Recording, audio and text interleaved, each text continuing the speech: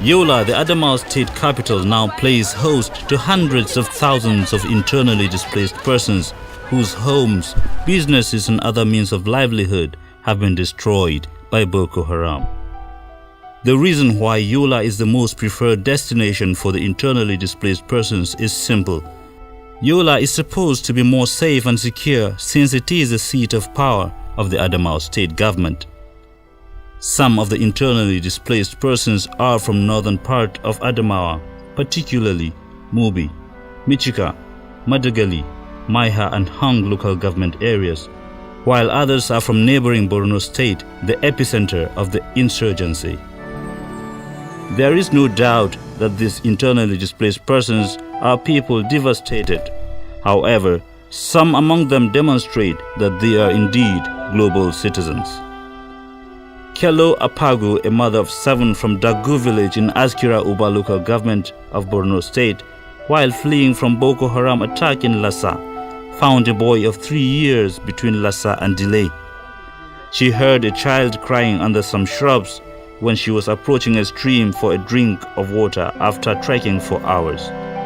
She carried the baby, marched on in the company of her children till she reached Yola. Sai da ina tafiya kenan ina so in je in same mutane mu mai gidan na yana jira na, sai da na same wannan yaro a caji. Sai da na dauke shi. Ta sai da mai gidan mun hadu da mai gidan nan yace kin shiga gida na shiga gida miki ka kawo na kawo kaya. To shi kenan sai tafiyan mu kenan. Sai da muka zo sai da mun dauki yaro din. Yana kuka, yana karkashin inuwa. Sai da na ce ma koya mutu ne, sai da na taba shi yana da rai. Sai da mai gidan ya ce mu dauke shi. To sai da na dauke shi na goye shi, sai da muka zo na da shi. Gloria Kubu, an official of the National Emergency Management Agency NEMA, makes this confirmation. So we now asked her, is she going to keep the child with her or we should take the child to the orphanage home?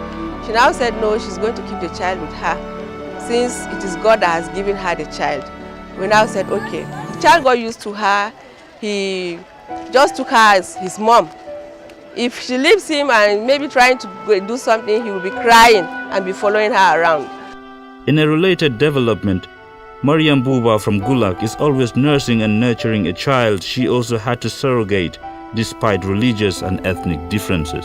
Yaro din babban shi daban, hayan shi da maman shi da yarwan shi. Yanzu ma babban shi yazo da yarwan shi biyu ta zo ta sami nana. Muna nan ga bare da su babban shi sai dai mama gada. Mariam also found Chinda Wulia in the bush while fleeing Boko Haram in Gulag area of Adamawa state.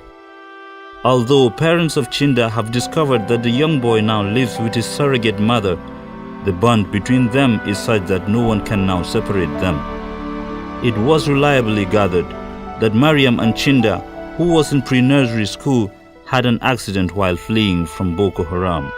For 28-year-old Lami Joseph, apart from spending as much as 15,000 naira, an equivalent of $93.8, transporting the sick and aged away from Madagali town when Boko Haram struck, she also took with her 8 children of her kith and kin to relatively safe Yola before parents of the children came and took them away.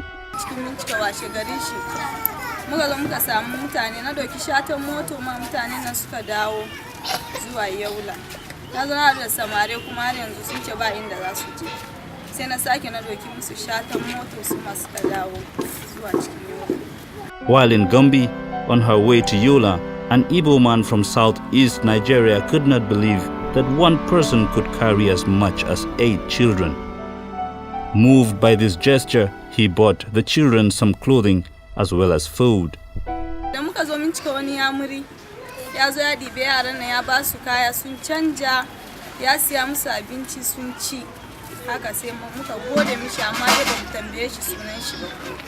Muhammad Baza, a Muslim with 11 children and 3 wives, now plays host to 21 internally displaced persons, among them 4 Muslims and 17 Christians. To ni a fahimta na ni na gani wato duk mutum da yake faɗi irin wannan abun yana da wata manufa ne a zuciyarsa daban, ba wai yana faɗa cewa gaskiya bane. Domin kai a matsayinka cewa kai Christian ne, in har tsakaninka da Allah kai imani da Allah, ko kai musulmi ba addinin da ta ce ko ka je ka musguna wa wani ko kuma ka kashe mutum. He believes that any religion worth its name does not segregate, kill, or teach violence. The coordinator of Justice, Peace and Development Commission of the Catholic Diocese of Yola, Reverend Father Maurice Koiranga, also points out that religion should not be a reason for discrimination, particularly when it comes to life-threatening issues.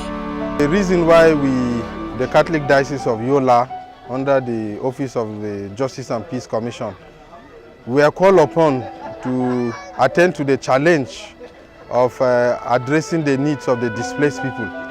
When they came into our place here, when Baza, Michika were overrun, precisely on the 15th of September, people came in here to the gate looking for food and shelter.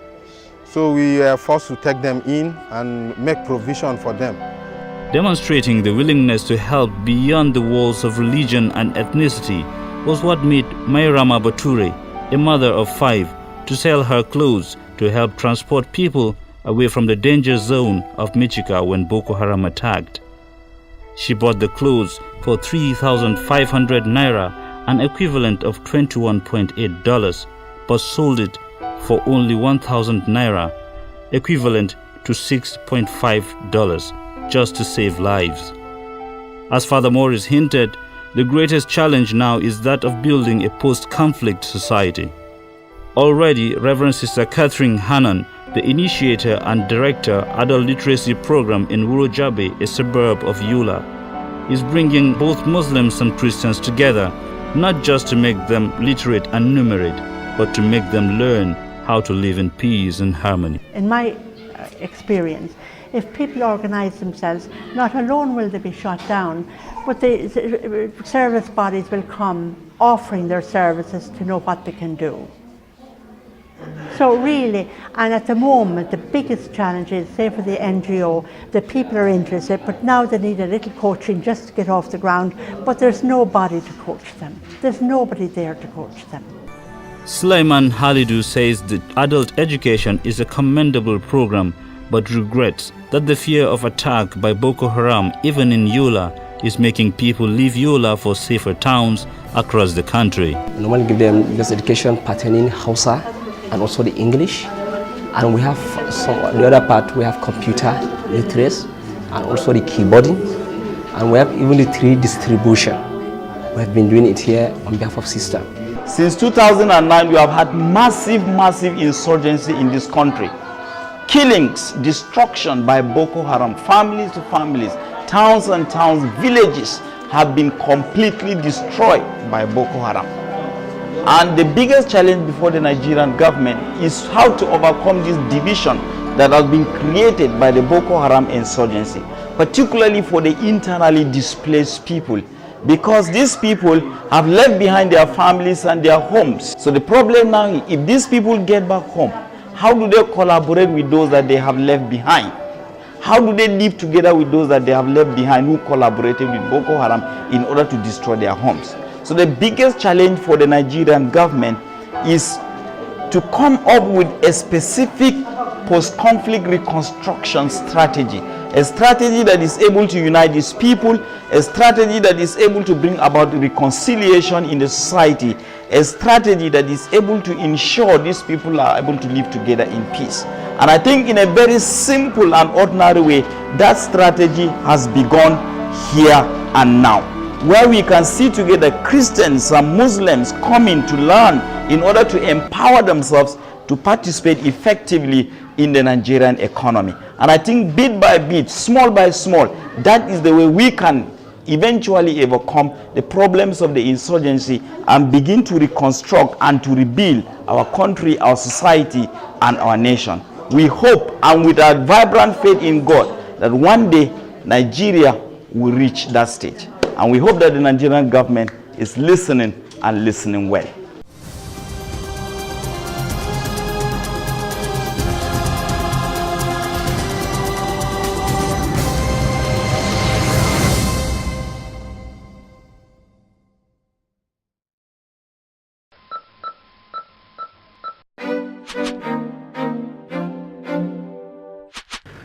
A violência do Boko Haram no nordeste da Nigéria está forçando as pessoas a deixar suas casas e atravessar as fronteiras do país, criando uma crise alimentar e nutricional na região. Cerca de 200 mil pessoas estão em busca de refúgio na Nigéria, Camarões e Chad, depois de terem deixado para trás seus lares e seus meios de subsistência.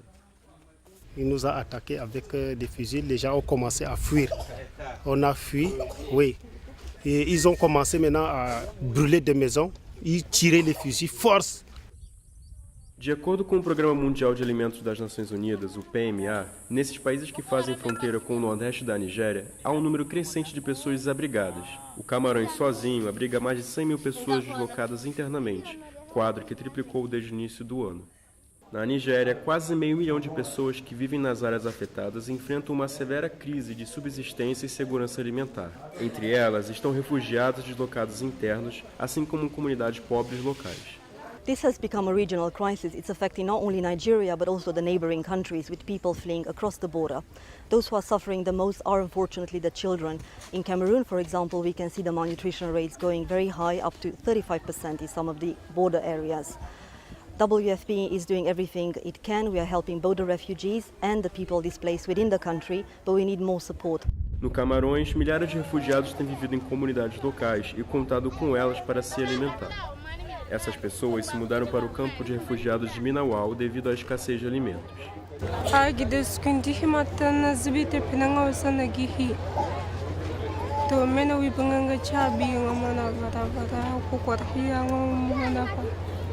O PMA espera fornecer comida para cerca de 400 mil pessoas por mês, mas isso não será possível sem novos financiamentos urgentes.